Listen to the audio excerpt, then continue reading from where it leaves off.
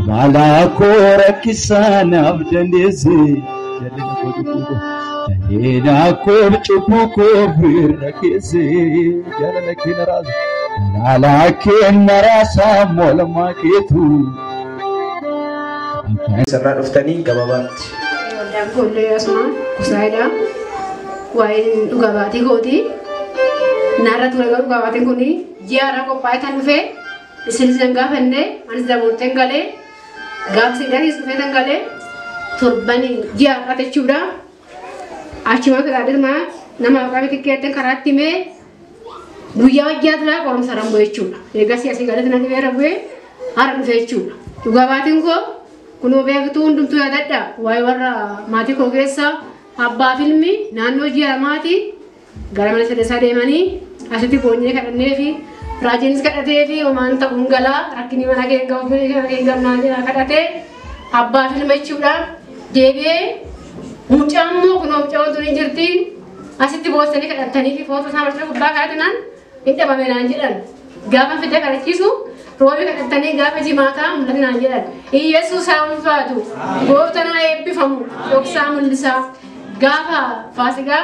yaa gooftaan jedhe isin kadhattanii fi raajiin kadhatee isinis kadhattee deebinnaa deebi'ee jira isa dhumaa gaafa sigdati san haqa maatiin koo qaddaa'uu qabu gooftaa Yesuus harka abdii abukaattoo taatee ragaa taatee achii baasuu qabda ijoolleen kun gaddoonuu qabu ayyaana hoggaa jedheen kadhate tofgoon ayyaana hoggaa haala torbanetti jiru Habban silmis nayaan Yesus nagar gare galanni sumakata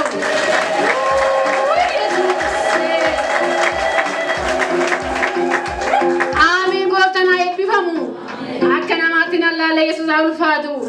inni lammataa sinifan gabaabsa garuu waan sadiifan qophaa'ee mucuma san jechuudha dhalin karaa footoo fidee feesti kadhachiisee fi Hilma desi hana mati bayat tadi desi amantat nanya rajin nak kate. Aci mana hamane furan egale itime. Gapa indame to jaya jiru na cuman tu ni nasura bute hin kufte nanginan. Nasya nangade gofta semua dek harus merecu. Amma ini kita jira dawalani to muncul ti ilma desi. Mani marfe nak kam nekarat tidak te. Mani marfe nak kam doktor hin nak kam ne isu tu gara-gara. Alatti desse manasene ina wala ni goftana eebbifamu Yesus ulfaatu amma onnaku ani mana marfentenye maazarigo kadannaan kees karraajichas deebin guddaan naa ta'eera dhaqii dhugaanaa bainaan jettee coosunnaa dawwalte dhugaa ba'uu hin dandeenye nan calisi jechuudha inni kun tokkoffaadha ilma deessi gana haadha maatii naan jedhe kun raajisu kana ilma deesse nagar gare amma dabala goofta nagarateeffadha inni sadaffaa ani garuu beekee dubbadhee biraan ga'uu deessee hundi beekadha inni sadaffaa inni ilmaa immoo ji'aarraas asooleen galee dhugaadha manaree sodaadhee galee jimaarras asmagee sodaadhee galee yaa obboleeyyangoo haala jiraa dheertuuni ana qaxxaamaa dheertuu yaa obboleeyyangoo kadhata san keessatti waan baay'inatti dhagahame nana xaqqaamame oolmaa gooftaa nama laala sodaadhee galatinan ji'a boru makaraan ta'e gubbaa bu'e obboleeyyangoo maalan ta'e seetan nan kufee Cirachi koo nama hidhame ji'a boru jechuudha. Cirachi koo nama hidhame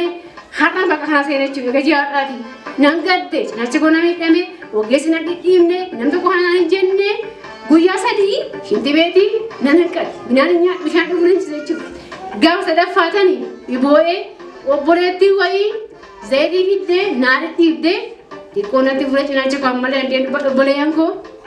Kana keessatti torban guute. Gaafa torban guutuni of danda'e. Ani mochuudha amantiin koo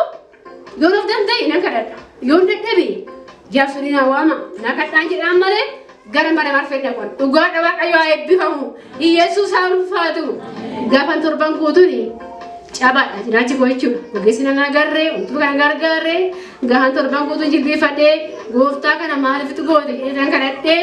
waaqayyo mana koo seenee odoo ogeessi na argin odoo firri koo na argin gooftaan koo dhoksaatti ol lakaasee har'a hasna fidee gooftaan na gargaaree gochaa isaa immoo waan ulfaataadha abbaa koo na gargaaree isa kanaaf na galateeffadha obboleeyyan ammallee ta'ee fi waan baay'eedhaan ni na galateeffadha Samni waaqayyo waaqayyoo waan isaa yookaan jiraadhee dhugaa isinii ba'a. Inni yaaddofte sun sirratti hin ta'in gooftas yaa wajjinaan jedha obboleeyyan koo. Aamin sin mallee sin gargaaru.